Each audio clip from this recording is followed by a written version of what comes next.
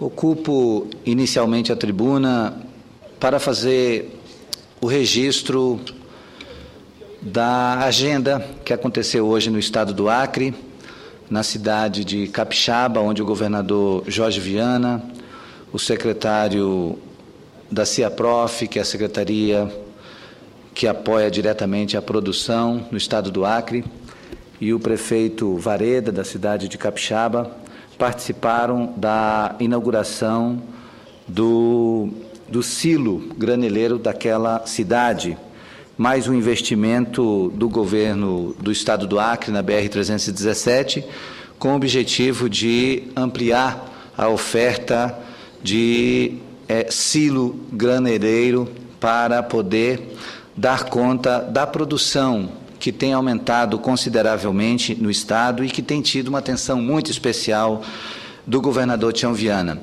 E toda a produção, nesse momento, ela tende a ter um acréscimo, e o governo está incentivando fortemente, porque tem 3 empreendimentos em curso que já estão plenamente em atividade no Acre, que é o Acre Aves, que é o frigorífico de aves de Brasileia. Também temos o frigorífico Dom Porquito e temos a Granja Carijó.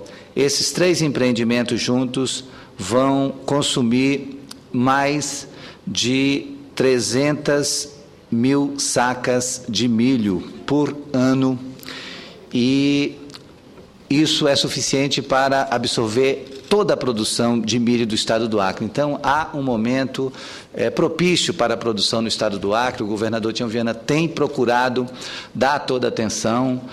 No ano passado, ele, num só gesto, num só ato, fez a aquisição de 365 máquinas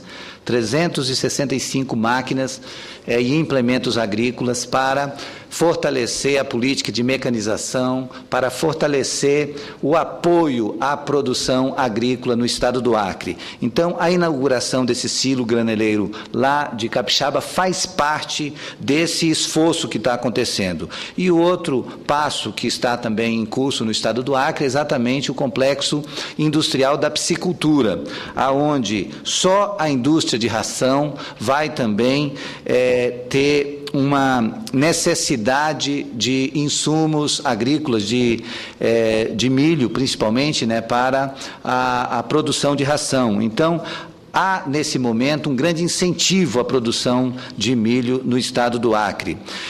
Os recursos do Banco Nacional de Desenvolvimento Econômico e Social, BNDES, para esses empreendimentos voltados para o armazenamento da produção agrícola de grãos no estado do Acre, esses recursos somam 12,4 milhões. São novas ações que complementam a ampliação das unidades armazenadoras para secagem e armazenagem de grãos em Senador Guiomar, Brasileia, Plácido de Castro, que já não eram suficientes para atender a grande demanda surgida nos últimos anos. Essa demanda acompanha o aumento de produção de grãos, resultado dos investimentos feitos pelo governo do estado no setor produtivo. Também já foi construído um silo em Rio Branco, na estrada transacriana, e outros 2 foram projetados para os municípios de Acrelândia e Capixaba. O de Capixaba, inaugurado hoje pela manhã, tem capacidade para armazenar 2.600 toneladas, aproximadamente 57 mil sacas de 50 quilos de grãos.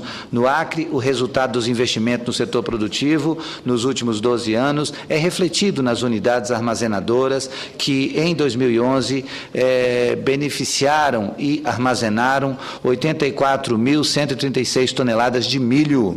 E vale ressaltar que essa produção toda, neste momento, já é insuficiente para atender à demanda dessas 3 atividades econômicas que estão acontecendo, 2 em Brasileia e outra em Rio Branco, que é exatamente o frigorífico Acre Aves, que tem a produção e o abate de frangos, o frigorífico Dom Porquito, que é uma atividade da suinocultura, é a implantação e o fortalecimento da suinocultura no Acre, visando possivelmente o mercado dos países vizinhos, Bolívia e Peru, no futuro. Já a capacidade dos silos que estão em funcionamento é de 161 mil sacas de grãos, que, somada à capacidade do que está em construção na rodovia BR-364 e em Acrelândia, na BR-317 em Capixaba, vão chegar a 498 mil sacas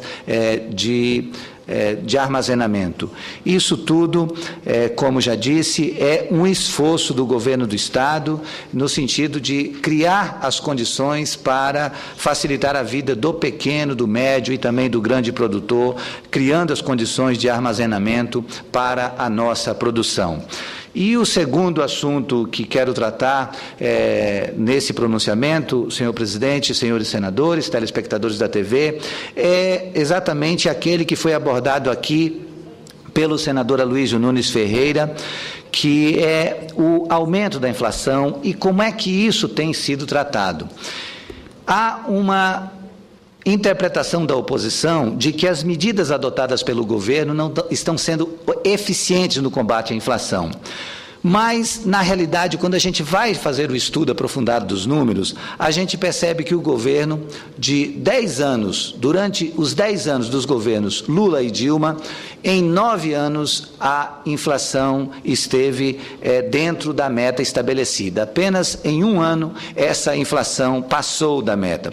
E o que eu queria dizer é que concordo integralmente com o senador Aloysio Nunes Ferreira, quando ele diz que a inflação não é boa para ninguém. O Brasil já conviveu com inflação acelerada e, desde que a inflação ficou sob controle, o brasileiro passou a viver muito melhor, passou a ter poder de ganho, passou a ter maior valor do seu salário, pôde ter acesso a bens que antes não tinha acesso por conta da inflação que corroía o salário do trabalhador. E, claro, o trabalhador de menor poder aquisitivo, aquele que recebe o menor salário, é o mais atingido. E nós, claro, estamos permanentemente atentos, e toda a equipe econômica do governo está atenta para que a inflação não volte. E, se depender das ações do governo, eu tenho certeza que ela não voltará. Agora, há sempre uma torcida do mercado no sentido de fazer com que os preços aumentem e que a inflação aumente e que os juros também aumentem, porque alguém ganha com isso e não é o povo. Portanto, nós fazemos um apelo no sentido de que esses rentistas que querem o aumento da inflação se contenham, porque a inflação causa muito mal ao povo brasileiro e nós queremos o seu controle. Então, senhor presidente, eu quero dizer que o fato da taxa de inflação ter ficado acima do teto da meta tem gerado todo tipo de interpretação. Sobre esse fato, temos duas leituras. De um lado, o suspense sobre se o Copom, o Comitê de Política Monetária do Banco Central, irá aumentar na semana que vem a taxa Selic, a taxa de juros básicos da economia, como parecem desejar os chamados rentistas, aqueles que lucram com o aumento da inflação, com o aumento dos juros. De outro lado, notícias reconhecendo a tendência de queda da inflação, porque há também estudos mostrando que a inflação sob controle, principalmente neste mês de março, teve uma redução em relação a fevereiro. Nesse sentido, reforçando essa tendência de queda, gostaria de fazer referência às análises esclarecedoras publicadas sobre esse assunto nos últimos dias por economistas e doutores. Segundo o economista Jorge Matoso, por exemplo, doutor da Universidade de Campinas, com pós-doutorado na França, há uma análise interessante sobre o desempenho do IPCA no mês de março. Depois da queda que ocorreu em fevereiro, o Instituto Brasileiro de Geografia e Estatística, IBGE, divulgou o Índice Nacional de Preço ao Consumidor Amplo, IPCA, que mede a inflação oficial do país e apresentou variação de 0,47% em março, uma taxa inferior à registrada em fevereiro, que foi de 0,60%.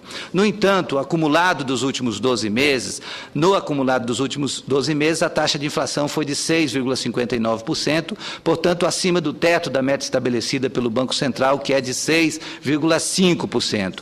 O resultado de março fez com que as notícias mantivessem o foco no resultado em 12 meses, quando as metas são estabelecidas para o ano, e não desse destaque à tendência de queda da inflação. Temos o fato de que a inflação em março foi menor do que a registrada em fevereiro e janeiro. Deve-se também lembrar, destaca o economista, que mantidas as políticas de desoneração e outras iniciativas adotadas pelo governo federal e reduzidos os efeitos sazonais do IPTU, IPVA, despesas escolares, tarifas de ônibus e outros preços que incidem fortemente nos primeiros meses do ano, a inflação mensal deverá continuar em queda. Já a partir de abril ou maio, é esperado que a inflação em 12 meses possa se deslocar em direção ao centro da meta. O Banco Central mostrou sensibilidade e cautela ao indicar que ficaria atento nos próximos meses ao desempenho da inflação. O ministro Guido Mantega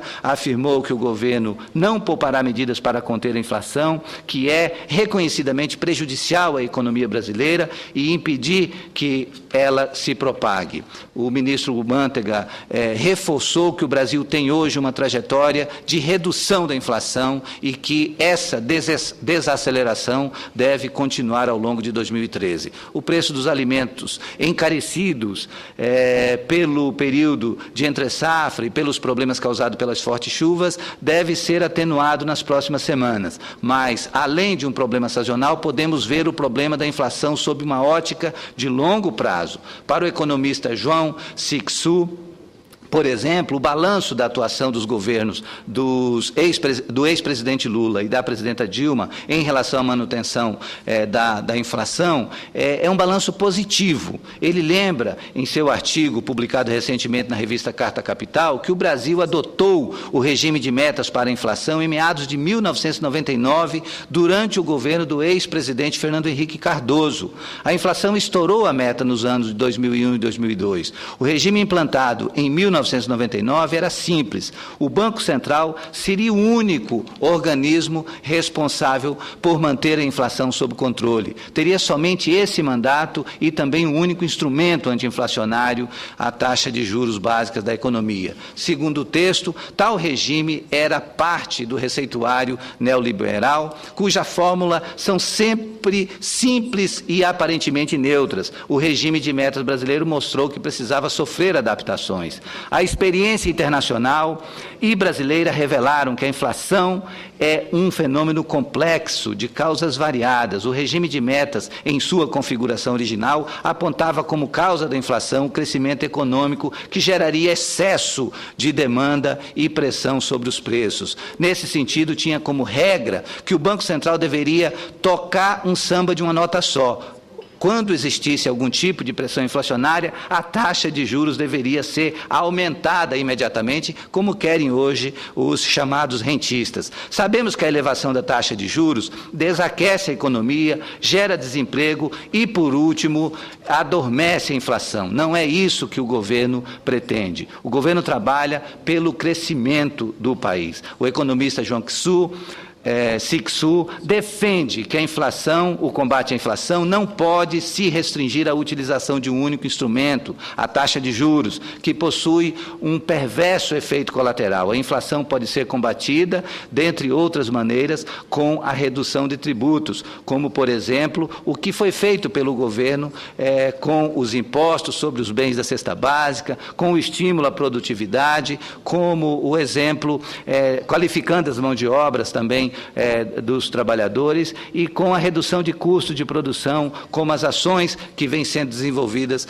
pelo governo nos últimos meses, no sentido de manter o controle da inflação. Concordamos com a análise do professor quando ele diz que há aqueles que rejeitam a política bem-sucedida de controle da inflação dos governos Lula e Dilma. Para esses, sempre é melhor uma taxa de juros maior do que uma taxa menor. Com juros elevados, quem perde são os trabalhadores e, com juros elevados, quem ganha são os banqueiros. Portanto, essa ideia de propor o combate à inflação a partir apenas da elevação dos juros é uma receita simplista que não deve ser considerada. Por isso, o nosso esforço no sentido de que a taxa Selic se mantenha e continue sendo reduzida. E a nossa esperança é que o Copom, a se reunir na próxima semana, tome essa medida, porque, como disse a nossa presidenta Dilma recentemente, querer combater a inflação com a elevação de juros é como matar o paciente e não cuidar da doença. Então, nós temos que combater a inflação, mas zelar pelo valor do salário do trabalhador e temos que buscar o conjunto das medidas que são necessárias para isso. Então, eu quero, senhor presidente, pedir a gentileza de que seja dado como lido aqui nessa tribuna, nesse pronunciamento, o artigo de João Cixu, que diz Dilma, a inflação e os neoliberais, que é um estudo muito interessante para o entendimento da inflação e para o entendimento das medidas adequadas, corretas e muito centradas da equipe econômica do governo da presidenta Dilma, do ministro Mantega, no sentido de conter a inflação e proteger o trabalhador brasileiro desse mal que precisa ser combatido com toda a força, porque a inflação não interessa ao trabalhador brasileiro, não interessa ao governo, não interessa à equipe econômica. Se interessa a rentistas, a pessoas que que gostam do lucro fácil a partir da desgraça dos outros, não é o caso do governo. O governo quer sim o controle da inflação e está envidando todos os esforços nesse sentido. Era o que tinha a dizer, senhor presidente. Peço a gentileza da publicação do artigo de João Cixu junto ao meu pronunciamento. Muito obrigado.